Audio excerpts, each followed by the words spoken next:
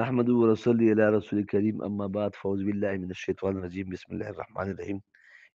انک میت و انهم میتون. انسانان ټول وفات کېدو لري. پیغمبر صلی الله علیه وسلم ته الله تعالی فرمایي تاسو وفات کیږئ. لهدا د دې دا حکم پیژندل غواړي چې موږ د دې دا حکم ومنو او زده کړو. نو موږ ته به یو څو خبرې اسانه شي. دې کې اوس موږ ته لکه دا خبره ده چې ټول مخکې به قرضا ادا کړو، دا وصیت باندې عمل کړو، بیا میراث د هغه تدفین ته تکفین وشي، یعنې کفن او دفن به وشي. بیا به چې کوم دی نو موږ به په نارمل کپړو کې لکه طرف کفن ورکوو او بیا تلاوت کوو شعر سره. پوه شئ جي. او میت ته خوله کې مالوچ او په سترګو کې مالوچ په پوزه کې مالوچ دا نشته. البته هغه صورت کې شته چې بالفرض که د ده تکلیف وي او د نه سره وځي نو بیا به یې ته ادا کوو، لکه وینه مې نه وځي، خوراک مه راکړه وځي چې ویې لامبو. که لامبو نه پس متیازې څه سره ووته، هسې بل سره ووتو د دوی، نو موږ به چې کوم دی صرف هغه ځای وینځو، بیا به نه کوو جي. ټیک ده جي. لامبل داسې طریقه ده چې موږ به یې لکه لکه دی به کښېنو، ته به زور وکړو چې دا خېټه کې سي د هغې نه مخکې او قبلې طرف ته به یې خپې کړو چې هر څه وځي نو بیا به ورته استنجا وکړو، بیا به ورته چرهدام وکړو.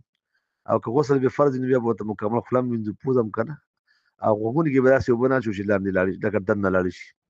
او سر به ورته وینځو، لاسونه خپې دا که نه، نو اول به یې مخامخ ایسه ښه ایسه وینځو، بیا به ګسه ایسه وینځو او بیا به چې کوم دی ټول وینځو. نو بس دا به دا 3 ځله وینځل دي او خوشبودار دغه باندې دا به ورته اسانه شي.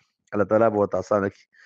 کوشش کوو چې اوبو کې د بیرو پاڼې واچوو او دې ته لږ غوندې حرارت ورکړو چې د آدم علیه السلام سنت ادا شي، دې سره مرحوم محفوظ وي. دا خبره هم ده چې دې کې احتیاط وکړو. الله تعالی به موږ ته اسانوي. ټول نه مخکې به قرضه ادا کوو او د ده چې کوم دی میراث کې چې څه وي، لکه د ده پین وي، د ده څپلۍ وي، د ده چپل وي، د ده ګاډی وي، د ده موټرسایکل وي، د ده هر څه چې وي هغه به چې کوم دی یو میخ هم که ستن یا هم تقسیموو. بعضې کسانو یې دا نه کېږي، بس تقسیموو، پیسې به ورکوو که نه، او خویندو ته او لوڼو ته به خامخا حصه ورکوو. که دې کې موږ حصه ورنکړه نو موږ ګناهګارېږو. د مور پلار حصه خپله ده، د خویندو حصه خپله. علماو نه تپوس وکړئ. دا ذهن کې مه نه وایئ چې یاره پلار مړه ته ورکړي، که پلار نه ورکړي نو تاسو ورکړئ، دا خو صدقه ده، تاسو ورکړئ، دا خو مننه ده صدقه. او که بالفرض پلار ته چا یاداشت وکړو ښه ده. د زوی حق کول هم نشته، زوی مې نه مني او بس زه یې حق کوم ته میراث ته، دا هم نشته. دې کې هم احتیاط کوو ښه جي.